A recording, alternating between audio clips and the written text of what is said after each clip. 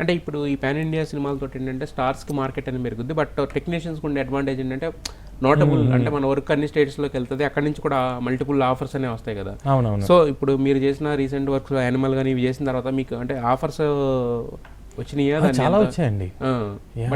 Animal release అనేదిలో చాలా మంది తెలుగు అన్ని లాంగ్వేజ్ వచ్చాయి.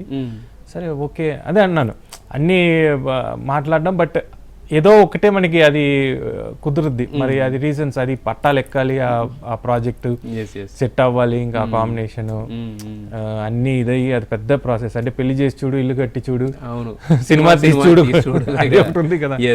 సో అన్నీ అది కలిసి సినిమాకి మ్యూజిక్ చేసి చూడు, అది కూడా చూడాల్సిందే. సో అలాగా అన్నీ కలిసి ఇదైతే అప్పుడు ఇదవుతుంది.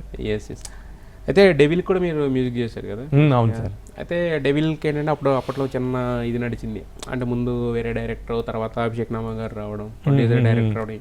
అంటే ఇవి మీ వర్క్ని ఏమైనా ఎఫెక్ట్ చేస్తాయి? ఎలాంటి డిస్టర్బెన్సెస్ సినిమాకి సంబంధించి ఎప్పుడైనా మీ వర్క్? అది మాకు ఇచ్చేదండి.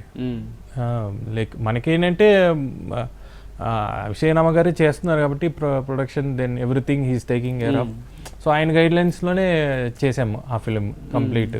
కానీ ఫస్ట్ అంటే మీకు నెరేట్ చేసింది లేదా డైరెక్టర్ పాయింట్ ఆఫ్ వ్యూ వేరే ఉంటుంది కదా, నెక్స్ట్ వేరే డైరెక్టర్ వచ్చిన తర్వాత మారుతుంది కదా మరి అది. సో అలా అంటే ఫస్ట్ నుంచి అభిషేక్ నామా గారు ఉన్నారు, ఆ డైరెక్టర్ ఉన్నా కూడా ఈయన ఉన్నారు. ఓకే. సో అది దానివల్ల ఏమైందంటే మనకి ఎవరు డైరెక్టర్ అనేది ఫరక్ పడలే, మారింది అనేది తెలియదు. ఎందుకంటే వాళ్ళు ఒక టీమ్గానే వర్క్ చేస్తూ వచ్చారు. సో మధ్యలో ఏదో మాల్లో ఏదో సమ్ ఇదయ్యి అది ఏంటది రీజన్, బట్ నేనైతే దానికి what ever they given me I have done my best thing. అంటే రావణాసుర లాంటి సినిమా పెద్ద సినిమా కనుక మీకు పడి ఉంటే, ఇది హిట్ అయి ఉంటే కనుక, మీరు ఊహించినంత ఫలితం వచ్చి ఉంటే కనుక వేరే విధంగా ఉండేది కదా. సో ఎలా రావణాసుర గురించి చెప్పాలంటే ఎక్స్పీరియన్సెస్ ఏంటి దాంట్లో? రావణాసుర మంచి నేమ్ వచ్చింది సార్ నాకైతే, వర్క్ మ్యూజిక్. ఎందుకంటే ఆ సినిమా అంటే మిగతా థియేటర్స్ ఎలా పర్ఫార్మ్ చేసిన పక్కన పెడితే టెక్నికల్గా ఇప్పటికీ కూడా బాగుంటుంది, టెక్నికల్గా మంచి నేమ్ వచ్చిందండి ఆ ఫిలింకి. అది ఎస్పెషలీ రవితేజ గారు బాగా సపోర్ట్ చేశారు, ఆయన ప్రైజ్ చేశారు. యానిమల్ కూడా రిలీజ్ అయ్యి దానికి కూడా ఫోన్ చేసి మెసేజ్ చేశారు సార్. సో హ్యాపీ అనిపించింది. యానిమల్ అంటే ఆయన సినిమాకే కానీ పక్క సినిమా కూడా చెప్తారండి సార్, ఇది ఉంది. ఏమన్నారు ఆయన సినిమాకి? ఏమన్నారు యానిమల్కి కుమ్మేసాం అది ఇది చెప్పి ఆయన భాష, ఆయన ఒక స్లాంగ్లో చెప్పడం నాకు చాలా హ్యాపీ అనిపించింది. సార్ ఇచ్చాడు అది. రావణాసురం ఇప్పటికీ మర్చిపోలేను. రవితేజ గారి వాయిస్ రికార్డ్ చేయడం సడన్గా, ఆయన పాడి, ఆయన ఇప్పటికీ ఆ యొక్క ఎనర్జీ ఆయన పాడేటప్పుడు.